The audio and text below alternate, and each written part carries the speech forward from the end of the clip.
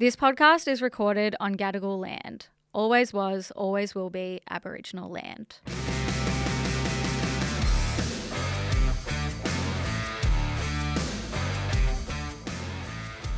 Hey chicks, I'm Al. And I'm Sal. And this is Two Broke Chicks, the show that shares life lessons and tips to help make you rich in life. And we are cozy girls. We are cozy girls. Today we are in for a very expensive and exciting topic because we are talking the expensive shit that's actually worth it. I've seen this all over my FYP. Has it come up on yours? Yeah, it has. And I love watching them because I'm always so curious as to what people are going to say and if I agree or not. Yeah, literally. So we're going to be talking about, what constitutes an expensive purchase. Yeah.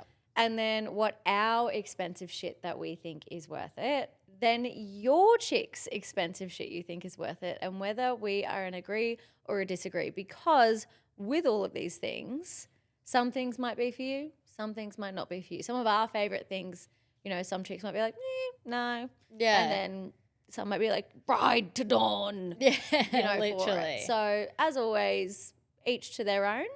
But none of these are necessarily cheap, but it's bang for buck. The episode's about bang for buck.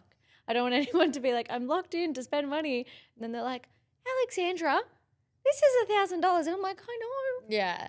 It's expensive shit. It's all about where your money values lie. Exactly. And everyone's money values are so different. But I think that's the thing. We hope by the end of this episode, you'll either get like some ideas or reminders of like the different things that you're willing to spend money on and why. And maybe just being a little bit more mindful around that. Exactly.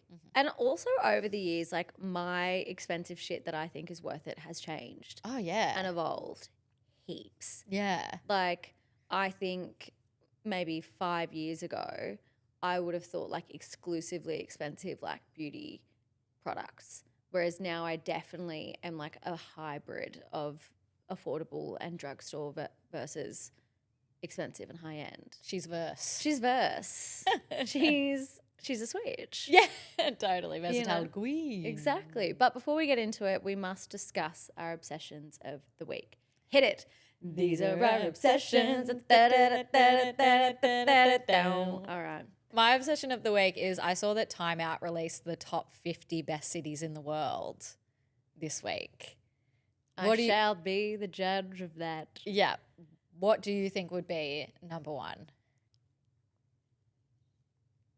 Melbourne. Okay. So they quizzed more than 24,000 locals. Melbourne or Sydney? Yeah. To rank the best cities in the world. I'll link the article in the show notes so you can read the full 50, but I want to share the top 10. Okay. 10, Tokyo. Oh, love that. 9, Seoul. Mm-hmm. 8, Bangkok. Mm-hmm. 7, Mexico City. 6, Cape Town. 5, New York. 4, London. Yeah, I back that. 3, Edinburgh. Oh, I was going to say where's like Scotland or Ireland in this because they've got to be in there. 2, Shanghai. Ooh. Number 1, Melbourne. Fuck off. Yeah. Fuck off. I know. Fuck off. How crazy is that? Out of all the cities in the world, Melbourne tops the list. The witch strikes again. Oh my God. Have I maybe? That's kind of crazy. Maybe I've like I subconsciously feel like seen Melbourne this does online. typically win even in like the local. That's what I polls, was right? thinking. So you would I think- swear Sydney and Melbourne is always like a top ranker. Yeah. But at first when you were talking in my head, I just had it was Australia, but I was like, I'll just lock that in. Yeah. But Where do you think Sydney fell on the list? Because they were 15. They were in the top 50. 21. Oh. So still we made the cut, but I do think that that's funny because we do all know that Sydney and Melbourne have a little healthy sibling rivalry. Well, Sydney can sort out its cost of living crisis and then we can pop it back up there. Oh, But I definitely. think Sydney needs to sort her shit out. What's your obsession? Okay, my obsession, I have 2 obsessions. Ooh. So, first one, I really hate drinking water. Water is not delicious to me. Only if I'm like, shit, it's been like 7 p.m. and I haven't had a single glass of water, then water's like yummy to me, which I know is crazy. However, new little fixation, cold glass of water, little splash of pomegranate juice. Oh, yum. It's so fucking good. It's so refreshing. And it's not the whole thing because the whole thing, it's just a tiny little splash. Yeah. So yum. Love that. So fucking yum. Great for your urinary tract health as well. Little PSA for that. Is it a similar vibe to the crayon I in think that so. way? I asked Antioxidants. Alexa and she said yes. So take that as you will. Yeah, love that. Then my second one, you may have already seen this as well, but Lululemon has been fined more than $700,000 for spam email breaches. Yeah. How crazy is that? So wild. Yeah, so activewear fashion brand Lululemon has been fined $702,900 for breaching spam laws after hundreds of thousands of emails were sent containing commercial content without an option for recipients to unsubscribe. The Australian Communications and Media Authority, ACMA, says the company mischaracterized service messages, including delivery and order confirmation emails, that also had a clear marketing purpose. So from that, is it like they mischaracterized service messages, which was like delivery and order confirmations, but they also put marketing information in there. So if you've bought something, what I'm getting from this, which might be wrong, is that if I bought something and then it's like, this is your order confirmation, then in there they've also gone like new arrivals for the week. And then they didn't have an unsubscribe option. So in a statement to the ABC, Lululemon said the company was committed to delivering an exceptional guest experience that complies with all applicable legal and regulatory requirements. We've completed a thorough review of our practices for communicating with our guests and have made updates to our standard guest journey emails, including our order confirmation and delivery notifications, to ensure ongoing compliance. So yeah, Lululemon sent service emails such as shipping updates that also contained sales material and direct links to promotions. I wouldn't have even thought about that. Me neither. Like, it makes sense. Yeah. But like, if I got an order confirmation, and like this could be a hot take, but if I got an order confirmation and then there was like a banner down the bottom being like, and don't forget to shop new arrivals, I would just think that was standard vibes. or like you may also like. Yeah. Or something. But Yeah. isn't that crazy? And I think that's such a good reminder to anyone that has small brands out there, to make sure that you're aligned with that compliance, because I would never have thought of that. Yeah, me neither. I wouldn't have put that two and two together. Yeah. There you go. The And more you know. 702,000. How do they calculate that fine? I'd love to know. Like, is it by how many emails you sent and then you get a fine for that? Yeah, potentially. Or is it just like a lump sum thing? Being like, bad girl, Yeah. Naughty. naughty, naughty, you're teasing me, naughty, naughty. There you go. I know, spicy, spicy. Yeah. And But number yeah. 3? And number 3, thank you, is our after payday cheat sheet. And I think that's a great little segue into our episode today. But we will be launching our after payday cheat sheet either tomorrow or the day after, depending on whether or not you are signed up to our email list. You know, no spam. We will have an unsubscribe button if you want. And yeah, basically we will be pulling in all of the after payday sales and all of the promo codes plus exclusive deals, and you can shop all of the sales in one place. And as always, sale events are just a really good way for you to stock up on the items that are on your wish list that you need to renew because, you know, they've seen better days, or to get the expensive shit that you've always wanted. So with that note, shall we get into the episode? Okay, let's get into the expensive shit that's worth the money. But before we get into like our picks, we want to talk about what do we actually consider to be expensive, because it really does depend, right? Like that is a very relative conversation.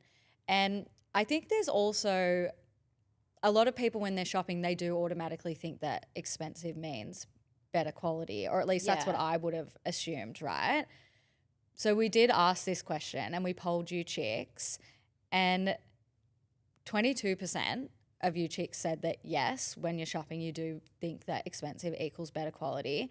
10% said no, and 68% said not always, which I was pleasantly I agree. surprised to see. I do think we've seen this like somewhat like greenwashing shift of something being really, really expensive, and then if you look into like the fabric composition of it, you're like, wait, that's polyester. Like, why am I paying $250 for a polyester skirt? Yeah. And I think shoppers and consumers are getting so much smarter when buying and knowing that expensive does not always equal good quality. Yeah, exactly. And like for a lot of the time you might be paying for just the brand or the logo rather than the actual quality of the item. So we also asked you chicks, when buying something expensive, what matters to you the most? And what came out on top was design and aesthetic. 43% of you chicks said that was the top priority. The next one was online reviews at Love 41%. And then equal in third and fourth was the brand at 8% and warranty and returns at 8%. Ooh. Yeah. What would you say you look at before you buy something expensive? What's like your checklist? I do think that the number one for me probably is the design and like the, I guess like the composition, depending on all the features, that kind of thing, depending on what the item is, if it's like tech or jewellery or clothes. And then I would look at the reviews. And then brand, I don't really care that much about brand. I think it depends. If it's like a small business or something, I feel like I'd have like a handful of brands that I do really like. But that's because I know the quality's good. You know what I mean? They have a reputation, but from my own experience of them. What do you reckon? I think one thing for me that isn't in that list is probably more like longevity. So, and that probably sits within maybe like warranty, a mix of like design and warranty. Because if I'm buying something and it's expensive, I want that to be something that I get a really, really low cost per use on. That by the time I've had this item for a long time, the cost per use on it is practically zero. Yeah. So like I'm okay with spending a bit more on a blazer that I'm like, I'm going to wear that blazer every day. Yeah. Or like a washing machine that has a 5-year warranty that I'm like, cool, I know that I'm going to use that heaps. And even if it breaks, it gets replaced. And so like that cost per use actually is so low on it that yes, it's a large upfront cost, but at the end of the day, I'm actually kind of saving money because I've done the thing where I've gone for cheaper items because vibes, like you can't always afford to get the really expensive version of something. And it always ended up costing me more in the long run because it breaks, it falls apart when you wash it, it, loses its shape, it, short circuits, whatever category you want it to be.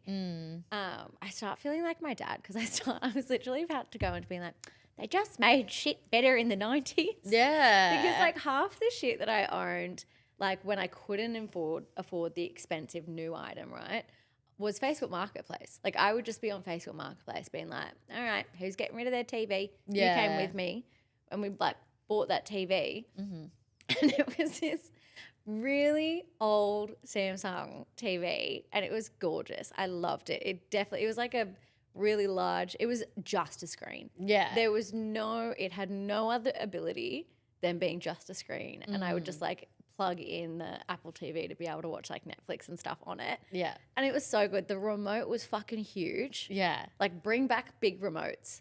All of these smart TVs with these tiny tampon remotes. Like literally, if it was late at night, I could get mixed up. Like they're so fucking tiny and they always slide between the couch and I have to spend hours, and that's not an embellishment, it is, looking for it, and it's so stupid. Anyway, so this TV, that fucking thing lasted years. Oh, yeah. It lasted so long and was so good. Never had an issue with it. 10 out of 10. And then I remember we were then working with a brand on like a TV show launch, and we filmed watching a show on my TV. And they turned around and they actually didn't approve the content because they went, what fucking decade is your TV that's from? right. Do you know this? And they were like, no, you can't use that TV. And I was like, oh, Because it like technically wouldn't be compatible because you had to get like I don't whatever even know to be what able the to get reason the was, but I Apple was TV to like, work or leave whatever it my was. beautiful TV alone. Yeah, it was Like, a if hot she ticket was item in If she 2001. was in Beauty and the Beast, like she would have had like the like grandma vibe of like the like closet. Like she would have been like, "Hello, Shani." Yeah. Like that's what she would have. She was sounded an like. antique. I loved her. What a tangent. But don't even know where I was going. But yeah, so what I'm saying is like, yeah, you might not want to invest in like the expensive brand new items, but you can also look secondhand. But for me, longevity, I'm feeling like I'm going to get heaps. Like I'm going to be able to fucking flog this thing that I've just bought and like use it every day. That's like the ticket for me. And like returns and warranty, because we buy so many things online now and we don't really go in. Like I couldn't think of anything worse than going into the Good Guys and like being like, and what specs does this washing machine have? Nightmare fuel. That's my vibe, though. That would be like you and Chris's and Rob's dream date. Yeah. Like not for me. Pay with cash, get a little extra off. Oh, No. Come on now. But yeah, for me, returns is very important to always check, and warranty is always important to check, because I couldn't think of anything worse than spending, you know, thousands of dollars on an item. It breaks, it falls apart, something's wrong with it, and they go, oh, well, too bad. Too sad. Yeah. So I was surprised that 8% was quite low on that. That I would like it to be higher, Yeah. to be honest. It's a boring detail, It's but a boring I think detail, it's but an important. expensive detail. Yeah. And according to Afterpaid's annual snapshot of 2025, which analysed transaction data from 4.1 million customers, it actually pulled in what people were spending their money on most. So number one was experiences, which we're actually going to get into a little bit later into the episode. But this was the most significant shift in consumer behaviour, with bookings, festivals, boat parties, and wine tours. That was me. Climbing sharply. Hotels.com had a purchase rise of 73%, and boat party tickets rose by 104%. That was not me. Yeah, that wasn't us. You're either a boat party person or you're not. Yeah. And that's okay either way. Yeah. I get claustrophobic. I just like- want to be able to leave. Yeah. That's why some that have the little taxi vibes, That's good. gorgeous. Yeah. So then bag charms became the micro accessory of 2025. Mesh flats rose 96% and ballet flats increased by 34%. Cowboy boots had a cultural moment, selling 5 times as many in Sydney, Melbourne, and Queensland. That was you. Women heavily invested in beauty technology. This one I don't find surprising at all. Yeah. So in 2025, LED masks were up 95%. Press-on nails were up 93%. Gua sha tools were up 80%. And ice rollers were up 47%. Men focused on grooming and dental aesthetics, with teeth whitening kits up 115%. And in terms of homeware, lighting was a popular investment choice. And I'm not surprised by that as well, because I think we've seen a lot of content around like colourful lighting and lighting that matches your TV and all of that fun stuff. And like the big light gives the same energy as a dome lid on your iced coffee. Like I think it gives people the ick. Yes. But also the average Australian shopping cart does suggest that we're happy to spend a little bit more on the things and purchases that matter to us. And for many, that's clothes, accessories, luxury brands, and makeup. I mean, hello, 2 of us are sitting right here. As we discussed in last week's episode, recent data from the Australia Institute tells us the average Australian woman is buying more than 56 clothing items a year, surpassing US shoppers to become the biggest fashion consumers in the world, which is wild. According to CBRE's luxury retail report, they showed that luxury retail trade in Australia reached a record of $6.2 billion in 2023, with 483 retailers, including both international and domestic brands operating nationally. The increase in luxury spending has been attributed to the return of international tourism post-COVID and a growing number of millennial and Gen Z consumers with an appetite for luxury brands. Yeah. I think you can see that as well. Like even just like seeing younger generations, how they have become quite more focused on branding. Like if you remember like the teens buying Drunk Elephant and, you know, young like 16-year-olds to 17-year-olds wanting like Coach and Poppy Listman bags and stuff. Whereas I do think, more millennial generations didn't necessarily have that brand awareness because maybe there wasn't as much social media to fuel that at that point in time. They were buying like the fakes from Bali. Yeah. The I'm fake proud Louis of V. it. Yeah. I was trying to think of like what the brands were when like we were young. And I couldn't really think of like when we were like 16. I think mine was like Mink Pink. Yeah, You definitely know? not as a teen. I'd say maybe by the time I was in like my early 20s, like there were people maybe at uni who would have like the Gucci belt, for example.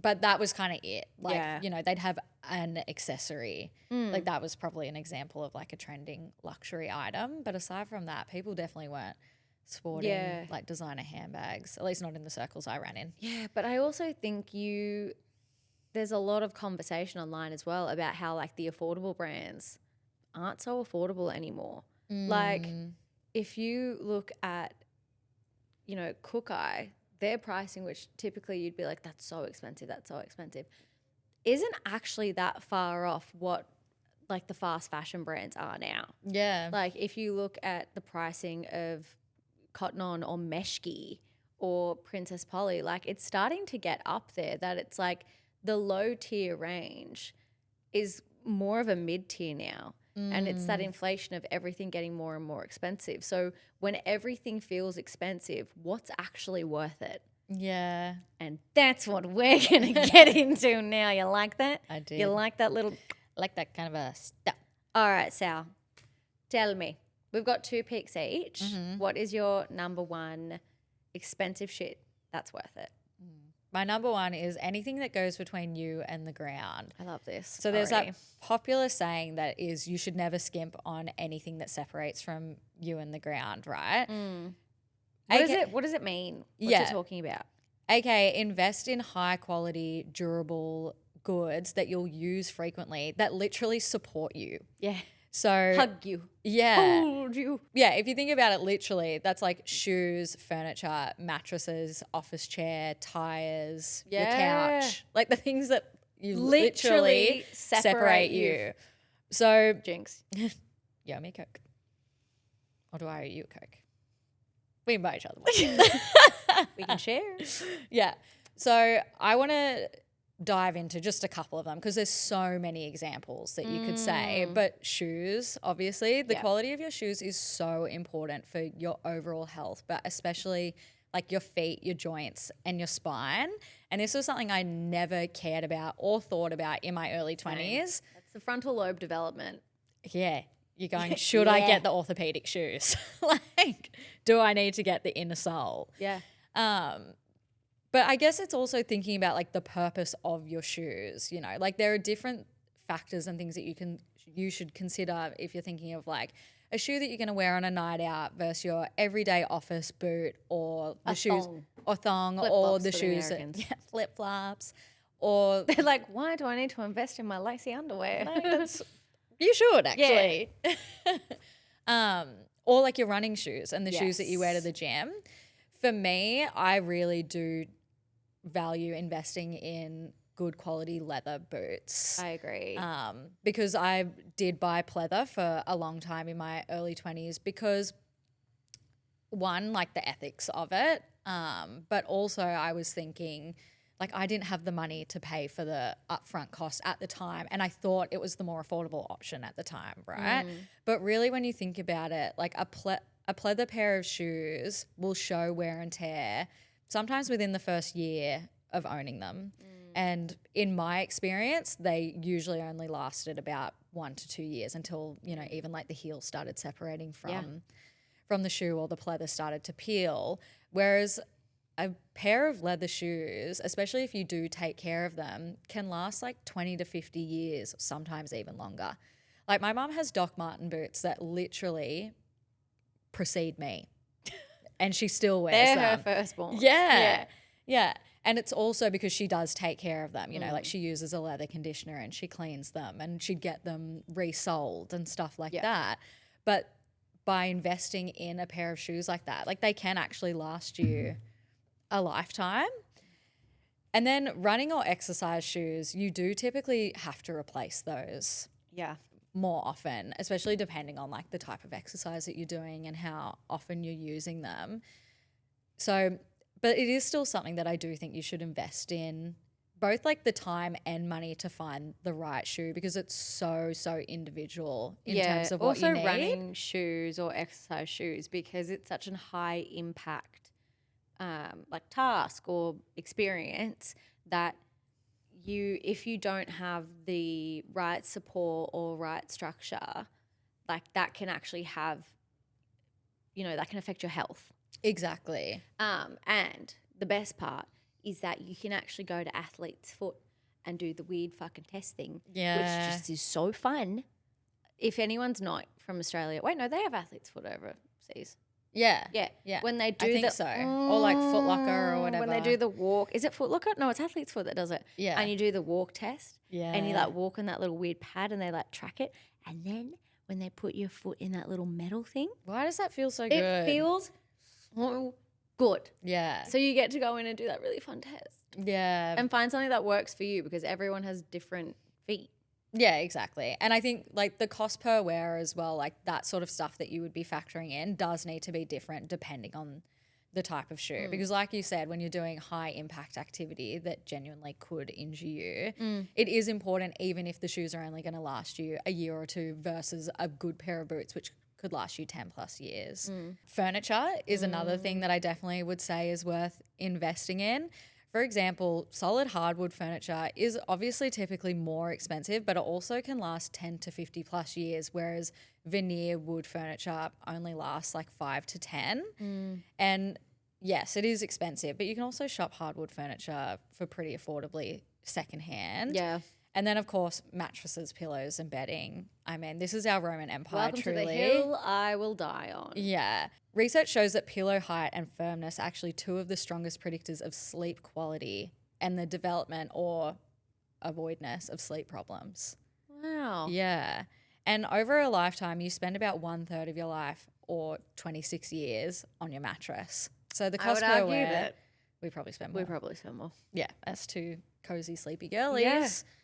Yeah. So it's important. 100%. I think investing in good quality bedding and a bed is the best investment you could ever make in your entire life. Like, I just love crawling into bed and being like, done. Like that scene in The Simpsons where he's like, I'm just a toasty warm cinnamon bun. The best feeling If ever. you don't get that feeling in your bed is not bedding. Yeah. You should never, ever, ever pay full price on bedding. It's expensive, but you should never pay full price, because it's one of the categories that I would say goes on sale the most. Yeah. Every sale event. Every sale event you can get it. There are so many offers, and if you are the sale that loves going like in store, go and test the mattresses. A lot of them have, 120 nights sleep guarantees and all of those warranties, that it's like you're not locked into something. So I 1000% vouch for that. I also love a mattress topper. Oh, same. 10 out of 10. Yeah. That's another way to like extend the lifetime of your mattress as well. My first pick is experiences. Yeah. So we actually polled the chicks for this, and we said, would you rather spend money on luxury experiences or luxury items? And overwhelmingly, over 80% of the chicks said they would rather spend it on experiences. And I was pleasantly surprised by this. And I also am not necessarily shocked either. Yeah. Because the like luxury experiences, luxury items promise like a feeling, whereas luxury experiences create them. Yeah. And they create the memories. And it comes down to what I've coined the core memory theory. And it's the most valuable purchases are the ones that turn into the stories you tell for the next decade. So there have been multiple studies in consumer psychology where people consistently report greater happiness from experiential purchases like travel, dinners, concerts, or events than material possessions such as clothing, jewelry, or gadgets. And the reason why is where it gets really, really interesting. And it's because your brain gets bored. Yeah. Mood, right? Yeah. So there's a psychological phenomenon called hedonic adaptation. Yeah, we're getting into it. Love it. Yeah, I'm locked in. So it's the brain's tendency to quickly normalize whatever you acquire.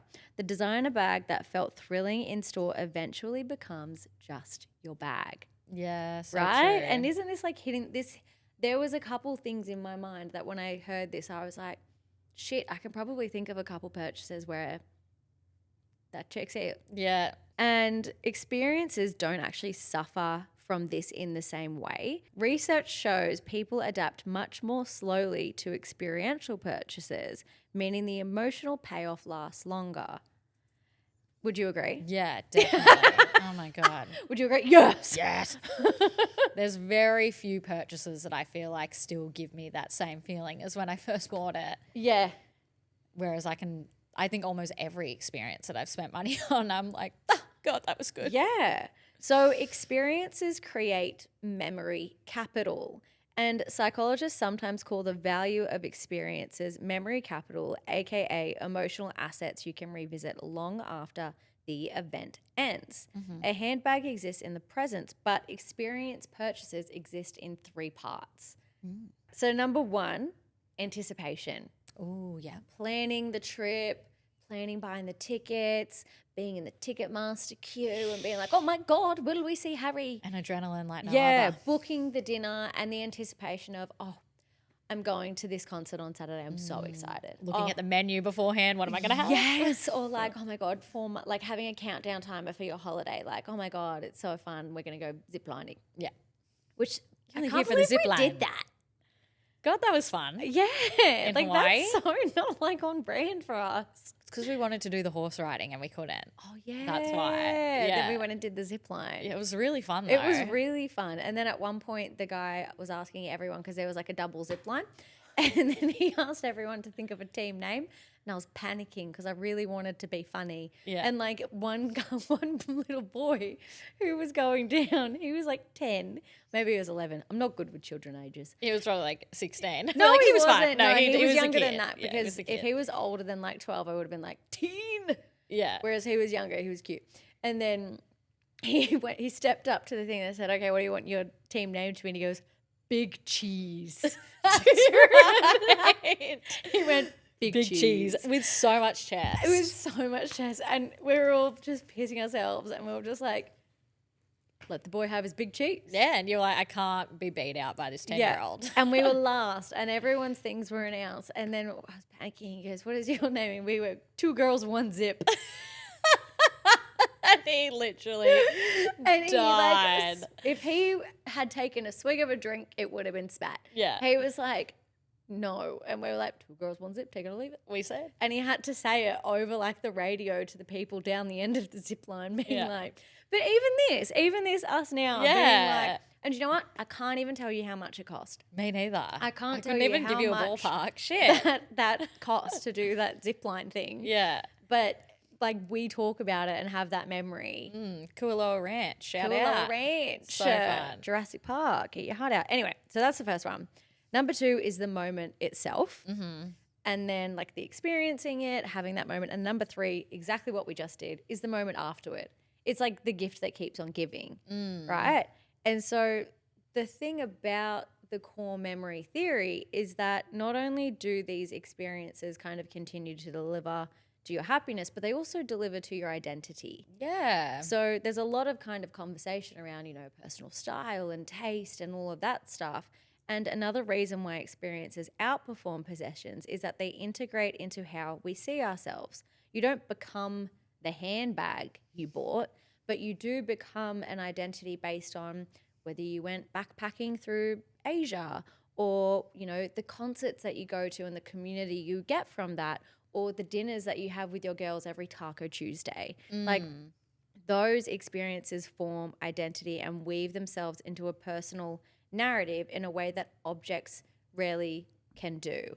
And I think we sometimes rely a little bit, or at least I have in the past, on objects to develop a sense of identity. And when aesthetics and trends are constantly changing and we're basing ourselves on the new it girl every 6 months, where do you pull your identity from that? You know? Yeah. And so that's why having experiences like traveling or like going to concerts or just going out for dinner or like reading your favorite book. Yeah. Or going to galleries or whatever it may be. Yeah. Like I feel like so much of my identity comes from even just the experience of loving reading fantasy. So like when I then shop, I love looking at like cool sets or like frilly shirts or something because I'm like, look at me. A Fae warrior who's 6'7" would definitely steal me. Please. I'm asking for me, not a Please. friend. That one is a direct request. Threesome right here. Rob's like, well, fuck my drag. I'm like, sorry, buddy. And then last but not least is kind of what I was just saying, but the social factor. So experiences often involve other people, Yeah. whereas luxury items don't. Yeah. You know, so psychologically, like spending time and social connection is proven to make you the happiest. So I think when you ask that question, right, can money buy happiness? I think it depends how you spend it. That's true. Because I think it can, but it's not when it comes from An object. It's but the it comes from experience. experiences. I think money can buy happiness when you're spending it on the right things, and that's experiences and connection and helping others and all of that. And psychologically, the most valuable luxury is something else entirely, but it's time, novelty, connection, and memory. Whereas objects just live in your wardrobe, experiences live in your life. Core memory building. Yes, the core memory theory. Love it. Trademark. It's not really. Please don't steal it. Someone probably already has it. There's like a full psychological study on it, and I'm over here in like a little girl podcast being like, now here is my very, very well-researched theory. My next pick is solid gold or silver jewelry. Oh, bullshit. Oh, rich. This is actually something when this trend was coming up on my FYP, I did see a lot of other people saying, and I was like, I do have to agree. Obviously, most of us can't afford to have every single piece of our jewelry collection made up entirely of solid gold pieces, right? Especially when like accessories are such like a chopped and changed thing. Like Totally. I know I like to wear different earrings and I like to wear different rings and like it's something that is interchangeable, I think, in style today. Everyone's different. Some people might just have their core, they put it on, they don't take it off. Yeah. But when we do kind of interchange jewelry as much as we do, it's Maybe not something that you're going to be spending the entire collection on that, depending on. Would love to. Yeah, totally. Well, I am the exact same. Like a lot, I would say the majority of my favorite pieces in my collection aren't made of solid gold because I do like to wear a lot of jewelry. A lot of pieces are probably sit in that more like costume jewelry category, pieces that are a little bit more like whimsical and funky that you probably can't find in solid gold. Or if you did, they you literally think you're really whimsical and funky. Yeah, pretty much. Or would be like fuck off expensive to buy, right? However, I do think that it is also worth investing in a few solid gold or silver pieces that you will actually keep for your whole life.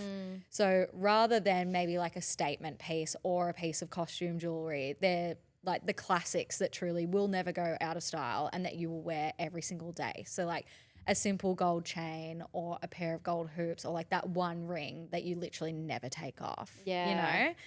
Which I think is like a good base to start, right? Because I think back to like our mums, like they have pieces of jewelry again that they've had I've since taken they. half of my mum's jewelry. Yeah. I'm like, can I have this? And also that is such a nice thing to do as well, like the pass on. sentimental idea of it, yeah. Yeah, whereas like, will I be passing on that random statement necklace that says like sexy like to my niece? Can I see that Maybe. necklace? Because I I'd feel like you to bought it for back me for Christmas Fuck one year. off.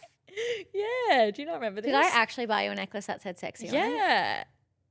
And it was like in like the cursive, like, yeah. I'm so sorry. No, I loved it. I loved it. Do you still own that? I don't think it's lasted the test of time. No, because that would I be think at it got least a like 10 sniff of years oxygen ago. and it was like. Yeah, you were in the shower and it was like, I'm melting. I did want to run through the differences between like gold plated, gold vermeil, gold filled, and solid gold. Yeah, because when you're buying jewelry, I think it's a lot more expensive for things that we don't actually realize how little of the gold material is in there. Yeah, exactly. So we'll run through. Gold plated, this is a very thin gold coating over a base metal, typically far less than 1% of the total weight of the piece. Isn't that crazy? Yeah. Because I feel like everything is gold plated. Yeah, totally. Yeah, and that's the thing, And like that's pretty normal, but it's But knowing. it's really expensive. Yeah. Like you do get some things like from when you look and it's like $250 for a pair of earrings. Yeah. And it's just gold plated and then realizing that it's less than 1%. Exactly. So like, are you just paying for the brand in that Yeah. instance? Gold vermeil, thicker gold plating over sterling silver, more than standard plating, but still less than 1% of the total weight of the piece. Right. Gold filled, this is a much thicker bonded layer of gold, making up around 5% of the item's total weight, and then solid gold. So the gold runs all the way through the piece, about 41 to 99.9% of the weight, depending on the carat. Expert market research has reported in an article, Australia Jewellery Market Size Share and Trends, that for every one solid gold necklace sold in Australia, roughly 10 to 15 plated or silver necklaces are sold. Solid gold accounts for 55 to 60% of Australia's total market value, whilst gold plated and filled accounts for 50% of the market value.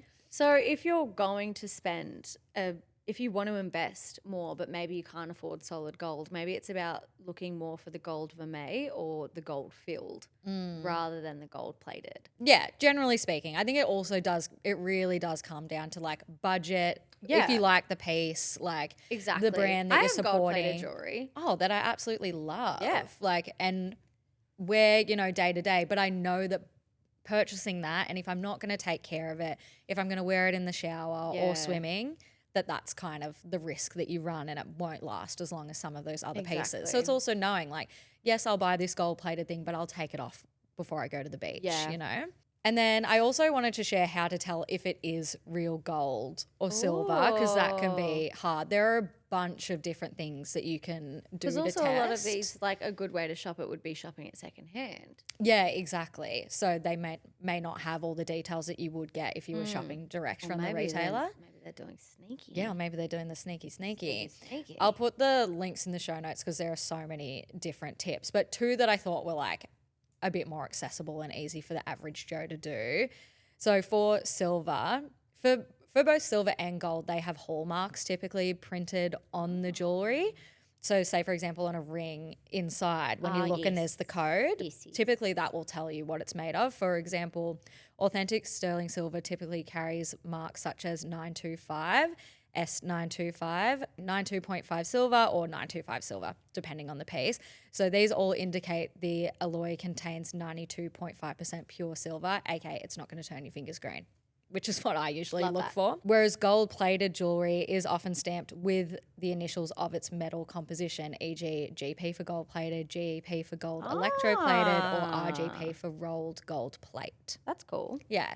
And then also there's a magnet test that you can do. So I've just got a magnet in my back pocket. yeah, but I mean like if you going have one at shopping. home Yeah. or whatever. Or if you know you want to buy one and you're going to go look at it. Yeah, literally. If the magnet sticks really strongly, it may contain more elements of other materials of iron or steel. Not solid. Yeah, but apparently there still are, and like I said, I'll link Traces. the article so that you can like do all the details, because some that are maybe considered solid gold may still have elements. Yeah, I because think it depends on the carat. Yeah, it depends on like. But if it's like really, really sticks, then it's probably got a higher composition of those sorts of magnetic materials. So, yeah. There's this creator on TikTok who makes content around like secondhand jewelry, and she always finds the coolest pieces. Big Girl Treasure Chest on TikTok. She has like the coolest collection of jewelry, and she always posts about like secondhand finds from online or on eBay or whatever. And I just love her page. I love her jewelry collection. So if you do want to invest in more high quality jewelry pieces or expensive jewelry pieces that will last the test of time, I absolutely recommend following her because she is so cool. She is cool. She's very cool. I like her jewelry collection. Okay, moving on to our final pick. This one's a very quick one because it's kind of boring, but it is the expensive shit that I think is 1,010% worth it, and it's insurance. Yeah. Because it could actually cost you at least $1,000 to not have health insurance. Allow me to explain. So if you earn more than $101,000 per year and you don't have health insurance, you could be charged from $1,010 a year, aka the Medicare Levy Surcharge. I got way too late in life until I learned what this was. Yeah. I think I heard this word flutter around my life a lot, and when I would do like my tax return, they'd be like, "Do you have health insurance?" I'd be like, "No, yes, maybe so, whatever." Yeah. Because I was the vibe of like, you're on your parents' health insurance, and then you get kicked off it, and then you're like, "Oh well." Yeah.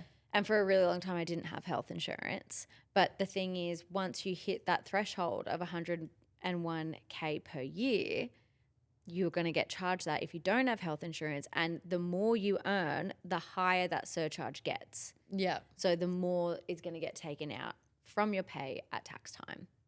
And so if you even get like the most basic policy of like private hospital cover, you won't be charged the levy and you get the benefits of having health insurance, which I do enjoy, and I actually do use my health insurance. And even if you do already have cover, this year premiums are set to have the biggest jump they've had in 10 years. Yeah. So this is like my little big sister reminder for the chicks to, if you don't have health insurance, maybe look into it and whether or not it is more cost effective for you to have it. You know, some people look at it and they run the numbers and they go, okay, well, this would actually cost me more than $1,000. Yeah. So is that a value enough for me to be covered? But it's going to cost me $1,200 rather than $1,000, and I don't want to spend that. Yeah. Some people would go, actually, no, I do want to have health insurance. I don't mind that it's going to be a bit more than the surcharge of what I'll get. You know? And make sure you look into some of the extras that are available too, because you might be thinking about it like, oh, when am I going to need hospital cover? Like you think about it in an emergency situation, whereas you could be using it for things like dental, optical, physio, like everyday expenses that you probably would get benefit back from. So I, wear contact lenses every day. I need my wisdom teeth out. I've been doing teeth straightening. I have had multiple back issues, and like fucking who doesn't? Yeah, throw literally. a stone with that one. Yeah. That also remedial massages. Let's put that in there. Yeah. Love that. I get like an $8 massage. It's fucking great. So good. So there's all these things. You can also put mental health on there and gym memberships depending on who you go with. Yeah. So really it does pay off looking into it and prioritizing it. And there are multiple types of insurances that can help your life that I think are absolutely worth it. We did do a deep dive into insurances with an expert a couple months ago. So I will link that in the show notes, because like how long's a piece of string that we could talk about this. Yeah. But in 2025, having pet insurance saved me $20,000. Yeah. That's wild. That's fucking insane. Yeah. And I just remember always sitting with Rob, and I think like you can use this example across a lot of like whether it's car, whether it's travel, whether it's health, right? That we were sitting there and I just went, I can't imagine being in this position and having my hands tied because I couldn't afford something. Yeah. Because if we didn't have pet insurance, we would have had to put our pet down. Yeah. That just would have been it.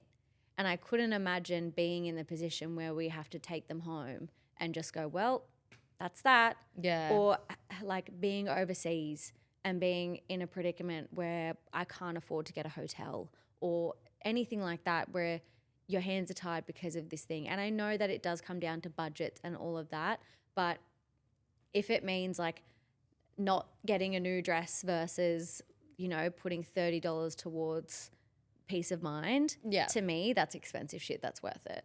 Yeah. Like I'm going to need to get my wisdom teeth out, and I'm like, oh, thank fuck I've got health insurance. Yeah, literally. Like it is a boring expense, and it is one that you're like, ugh. But those are also the things that keep you up at night, being like, fuck, I need to go to the dentist. I need to get this thing done. Like, I really should go get my prescription updated for my glasses. Like, those are all the little annoying things. A car is 10 times more dangerous than getting on a plane, right? But a lot of people don't have car insurance. Yeah. And even contents insurance. So Yeah. like if you look around your apartment and go, I couldn't afford to replace all my stuff, maybe looking into that. There's also insurance that you can get for your like employment pay. Yeah. That if for any reason you couldn't work, you can get insurance for that. So really just looking into what aligns with your lifestyle and how that works. I'm not saying you have to go out and run and get every single type of insurance that possibly exists, Yeah. because that is when it starts to get really, really expensive. Yeah. But looking into it, definitely go back and listen to that episode if this is like, you're like, okay, this is resonating. Yeah. And because we do like a more of a deep dive on the Medicare Levy Surcharge and like what that means and how it works. And because it is something that changes. So sometimes like in the budget, they'll announce that they increase the percentage of the charge. So even if you're not earning $101,000 plus per year now, it's something that could change with this year's budget or next year, like the next financial year. Like it's something that's worth being aware of. All right, shall we get into the chicks' expensive shit they think is worth it? First one, skincare.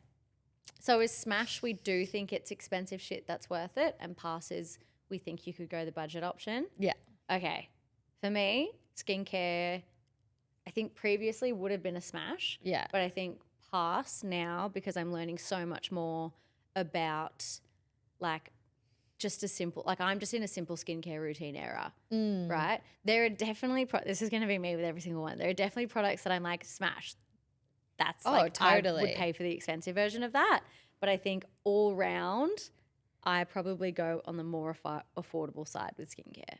Yeah, I would have to agree for myself personally, but I think it could be a Smash or Pass depending on your skin concerns. Yes. Because also like going to a derm and getting them to diagnose you and give you like a rundown, like that would be an expensive upfront cost, but absolutely worth it in the long run. 1,000%. Yeah. Perfume. Smash. Ooh. I know that's like controversial. Yeah. But, and I only say this because my all-time favorite perfume that without fail I get 10,000 compliments on is like $200. Yeah. But it lasts ages and it has a refill. But I literally have worn it the last 2 days and I think 8 people have asked me what I'm wearing. Every single time you Every wear single it. time. Yeah. Like without fail. Yeah, it's a Prada paradox, by the way. Everyone already probably knows, they're but like, just we in know. case anyone doesn't. What about you? I would say Smash as well. Like that is something that I like to spend money on, and I have like my favorites, my signature scent. Yeah. And like you said, it lasts forever. Yeah. Okay, jeans. Pass. Oh. See, I'm a Smash, but I firmly believe you should never pay full price Yeah. for jeans. Yeah. So it's like Smash on the RRP, but only ever buy them on sale. Yeah, I agree. I would say because the thing What's an expensive well, that's what I'm jean? thinking, because you can get some pairs of jeans that are like $300+. Yeah, You know what I mean? that's where you've lost me. Whereas I have found that some of my favorite jeans that I've been wearing over the last year or two are from Just Jeans and Cotton On. Yeah. And they're not necessarily cheap, I would say, but I do think that they sit on the more affordable end. And again, I would never buy them full price because they always do sales. And see, the thing is like Levi's and Wrangler, they always do sales for about 40% off or Subi, you know? So a delicate Smash for me. Okay, wardrobe staple items. This is a mix as well because it really depends, I do think. But honestly, I would say I say Smash because Smash. I think curating good quality natural fiber wardrobe staples that will stand the test of the wash definitely is worth it. Yeah. I think too often like we get the cheap version because it's like, and it does depend because like, for example, a white singlet, like that's going to get fucking thrashed. That's on me. where my head was going. Like that's going to go. But like a natural fiber black cardigan, that's like wool or cashmere, like that's really good quality. But I think now we get more and more brands that are focusing on building that really high quality of product like Uniqlo, Yeah. you know, where it is a little bit more expensive, but it's bridging that gap between like the $400 cashmere cardigan versus now it's like 60 to 80. Yeah. But it's still, I would still say paying $80 for a piece of clothing, like that's an investment. Yeah. Yeah. Yeah, definitely. Okay. Cast iron pans for cooking. I'm going to go pass because I'm a stainless steel girly. Yeah, yeah. But I do think I would say smash for cookware. I do think that Yes. investing in your cookware, And knives. yeah, is definitely one. Yeah. Knives, pans, pots, all those Because you use things. those every day. Yeah, cutlery even. Yeah. Yeah, although I got all my cutlery like secondhand. Good times. Did you? Good times. Holidays. This is a mix as well. Smash. But I do think that there are some things that you can do the more affordable way. But I would say that the things that I typically Smash. that I would Smash. invest on is the accommodation, mainly like the area that you're staying in and the security of your Yes. accommodation and experiences as well. Therapy. Pass. I'm kidding. Smash for Smash. sure. Yeah. Absolutely. Worth looking into if you can get a mental health care plan. You Yeah. can get it a bit cheaper that way. A comfortable mattress, obviously. Smash. Runners or sneakers. Smash. But not designer. No. No. I think like designer sneakers and shoes, especially white ones, crazy. Yeah, I couldn't They're personally. going to get thrashed. Yeah. Yeah. Handbags. Oh, I'm going to say smash because I think everyone should have that like 100% leather, big, can fit everything you need. It's your Mary Poppins bag, everyday handbag that I think that's worth investing in. Yeah. And look into it further because I can't do the whole spiel and I don't want to give anyone bad advice. But you can also claim like your work handbags on tax. Yeah. So you can look into that as well. We can put a link to like the ATO's guide on. Because there's definitely some rules. There are lots. There's lots of terms and conditions, but it's Around worth it. knowing. Oh, I like this one's vacuum cleaners. Oh, I'm a smash. I'm a smash too. I'm a smash. For years I wanted to avoid buying the Dyson and I would get like the cheap department stores like the Target, the Kmart, the Big W's. I'd get the vacuum cleaner from there and it was always shit. Yeah. It always sucked. Yeah. Might be different nowadays. Pun intended. So I That's a love real dad that. joke. I think investing in a good quality vacuum is the best financial decision you're ever going to make. Bonus points for like a Robo Rock or like automatic vacuum that also does the mopping. Yeah. That shit has saved my life. Yeah. I love him. It's actually a girl. I love her. Mine's a boy. What's your? Oh, I know. I think mine's actually genderless. Okay. Mine's They're name is just Botty. narwhal. Botty? Yeah. Like robot. No, I know how you got there. I know, yeah. Mine's yeah. narwhal. Narwhal. Narwhal. I've had my Dyson vacuum for 11 years. Wow. And I've never had to get it repaired or serviced, and I've never had a single issue with it. I've had mine for 9 years. That's crazy. Wow. I'm going to go home and give her a forehead kiss. I know. I Be owe like, her so much. She's Dyson is in the it for the long girl. service Yeah. leave. She's going to hit 10 and then she's going to chuck it. Exactly. They're going to hit 10. But I just think, isn't that so cool? Because I do think with tech items, we see like a shorter and shorter lifespan, especially with like turnover of like, this is the newest edition of this ring and this is the new laptop for this and like the new Dyson Airwrap and this color. And we do get quite a very quick turnover of tech items nowadays. And so to be able to say, yeah, this vacuum's been sucking for 10 years. On that note, do we wrap it Sally up? Valley, my platonic soulmate, don't box me in. Don't box me in. Don't make me sing. Don't make me sing. Don't make me sing. Chicks. Well, love ya. tell us what you think. What else do you think is expensive shit that is worth it? I love seeing this because it always gives me inspo. And yeah, it's 10 out of 10. Thank you so much for having us in your ear holes. It was a bit of a longer episode, but it's worth it. Yeah. Get it? Love you, chicks. Love you. Bye. Bye.